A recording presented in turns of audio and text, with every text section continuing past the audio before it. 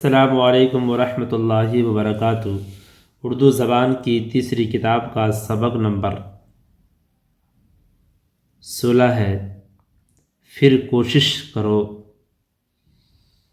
کم ترین عرصہ قضا، فوت، فدوی، کافی، فضول، امثال، مرتب، منتظر، التماس، مذکور، استحقاق، ملاحظہ، متوفی۔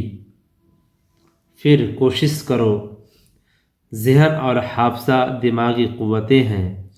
بعض دماغ قدرت نے ایسے بنائے ہیں کہ ان میں یہ قوتیں تیز ہوتی ہیں اور بعض میں مدھم۔ جس کا ذہن تیز ہوتا ہے وہ بات کو جھٹ پٹ سمجھ سکتا ہے، جس کا حافظہ قوی ہوتا ہے وہ فوراً یاد کر لیتا ہے اور دیر تک یاد رکھ سکتا ہے۔ ذہن و حافظے کی خوبی ایک خداداد نعمت ہے، مگر جب تک کہ انسان اس نعمت کا شکر ادا نہیں کرتا کوئی فائدہ اس سے حاصل نہیں کر سکتا۔ اس کا شکر محنت اور کوشش ہے۔ دیکھو، ایک چالاک گھوڑا 1 میل کا سفر بھی طے نہیں کرتا جب تک تھان پر بندھا ہے۔ ایک عمدہ پرزوں کی گھڑی ہرگز وقت نہیں بتاتی جب تک کو کی نہیں جاتی۔ ایک تیز رو کشتی دریا کے کنارے کبھی نہیں پہنچتی جب تک اپنے مقام سے حرکت نہیں کرتی۔ یہی حال ذہن اور حافظے کا ہے۔ وہ کیسا ہی اچھا ہو مگر بدون کوشش اور محنت کے کچھ سود مند نہیں۔ ایک معمولی ذہن اور حافظے کا آدمی اگر پورے طور سے برابر کوشش کیے جائے تو وہ ترقی کی دوڑ میں اچھے ذہن اور حافظے والوں سے پیچھے نہیں رہتا۔ لیکن بڑی بدقسمتی کی بات یہ ہے کہ جن کو خدا نے اچھا ذہن اور حافظہ عطا کیا ہے وہ اکثر اپنی تیزی کے غرور میں کافی محنت اور پوری کوشش نہیں کرتے۔ اسی سبب سے وہ مات کھا جاتے ہیں۔ مگر جو محنت ہی کو راحت سمجھتے ہیں اور اپنے کام کی دھن میں لگے رہتے ہیں وہ کیسے ہی غبی ہو پھر بھی بازی جیت لیتے ہیں۔ آؤ ایک صحیح قصہ سنائیں جس کو پڑھ کر تم خود سمجھ لو گے کہ کوشش کے ذریعے سے ایک غبی لڑکا اپنے مدرسے میں کیوں کر نامور ہو گیا۔ وہ قصہ یہ ہے۔ کسی قصبے کے مدرسے میں ایک لڑکا تھا، نہایت غبی، نہایت کند ذہن، جس کو آموختہ کبھی یاد نہیں رہتا تھا۔ وہ عادت خسرت کا برا نہ تھا، کھلاڑی اور شریر بھی نہ تھا، بدشوق بھی نہ تھا، البتہ اپنے ذہن اور حافظے کی کمی پورا کرنے کا طریقہ نہیں جانتا تھا۔ اسی سبب سے وہ نہایت رنجیدہ اور بے دل رہتا تھا۔ شاید ہی کوئی روز ایسا ہوتا کہ اس کو استاد کی ناراضی سے شرمندہ ہونا نہ پڑتا ہو۔ یہ ایک ایسی ذلت تھی کہ وہ اپنے ہم جماعت لڑکوں سے بھی ہر وقت چھپتا تھا، یہاں تک کہ اس کو کھیل کے گھنٹے میں اور لڑکوں کی سی خوشی اور دل لگی ہرگز نصیب نہیں ہوتی تھی۔ روز بروز اس کی ناامیدی بڑھتی جاتی تھی اور وہ اکثر یوں خیال کرتا تھا کہ غالباً خدا نے مجھ کو لکھنے پڑھنے کے واسطے پیدا نہیں کیا۔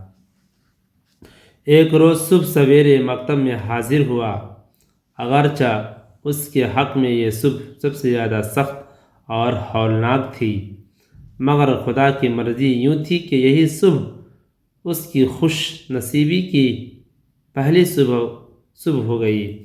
آج اس کو آموختہ بالکل یاد نہ تھا۔ استاد نے جتنے سوال کیے ان میں سے ایک کا بھی صحیح جواب نہ دے سکا۔ جب کام ختم ہوا تو استاد نے معمول سے زیادہ غیرت دلائی اور صاف کہہ دیا کہ تم خوب کوشش نہ کرو گے تو مجھ کو اندیشہ ہے کہ تم دنیا میں کسی قابل نہ بن سکو گے۔ وہ لڑکا یہ باتیں سن کر نہایت غمزدہ سا ایک طرف جا بیٹھا اور اوپری دل سے اس بھولے ہوئے سبق کو پھر دیکھنے لگا، کیونکہ اس کے دل پر سخت صدمہ تھا۔ تمام بدن پسینے پسینے ہو رہا تھا۔ نہایت مایوس ہو کر اپنے ساتھی سے جو اس کے قریب بیٹھا تھا چپکے کہنے لگا، کیا کوشش کروں؟ مجھ کو یاد تو رہتا ہی نہیں، شاید پڑھنا میرے مقسوم میں نہیں۔ اس کے ہم سبق نے کہا، بھائی جان یاد نہیں رہتا تو کچھ مذائقہ نہیں، کوشش کرو اور پھر کرو، مگر خدا کے واسطے ہمت نہ ہارو۔ لڑکے نے جواب دیا، صاحب کوشش تو کیا کرتا ہوں مگر سب حکارت ہو جاتی ہے، اب اس کے سوا کوئی صورت نظر نہیں آتی کہ پڑھنا چھوڑ دوں۔ اس کے نیک دل ہم سبق نے پھر نرمی اور مہربانی سے کہا، اے عزیز، جو ہو سو ہو، ایک بار تو اور کوشش کر دیکھ۔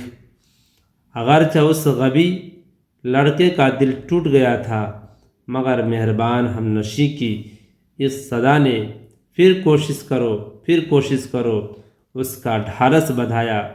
اب وہ ایک بار اور کوشش کرنے پر مستعد ہو گیا۔ رفتہ رفتہ اس نے معلوم کیا کہ الفاظ اور فقرے ذہن نشیں ہونے لگے۔ پھر تو اس کی ہمت بڑھ گئی اور تھوڑی دیر میں سارا سبق ازبر کر لیا۔ وہ اس کامیابی سے ایسا بشاش ہوا کہ گویا اس نے ایک بڑا بھاری خزانہ پا لیا۔ اس کو زیادہ خوشی اس بات کی تھی کہ وہ آئندہ بھی اپنے ہر ایک سبق کو اسی طرح جی لگا کر کوشش کرے گا تو یاد کر سکے گا۔ وہ جلدی سے اٹھا اور بہت ادب کے ساتھ استاد کے سامنے جا کھڑا ہوا۔ استاد، اب کیا چاہتے ہو؟ لڑکا، جناب میں چاہتا ہوں کہ مہربانی فرما کر میرا سبق پھر سن لیجئے۔ استاد، تم کس برتے پر درخواست کرتے ہو؟ آدھا گھنٹہ بھی تو نہیں گزرا کہ تم سنانے کھڑے ہوئے تھے، مگر ایک لفظ بھی نہ سنا سکے۔ لڑکا، بے شک جناب، اس وقت مجھ کو یاد نہ تھا، مگر اب خدا کے فضل سے میں اچھی طرح سنا سکتا ہوں، اور امید ہے کہ آپ جو کچھ دریافت فرمائیں گے اس کا ٹھیک جواب دے سکوں گا۔ استاد، خیر سناؤ۔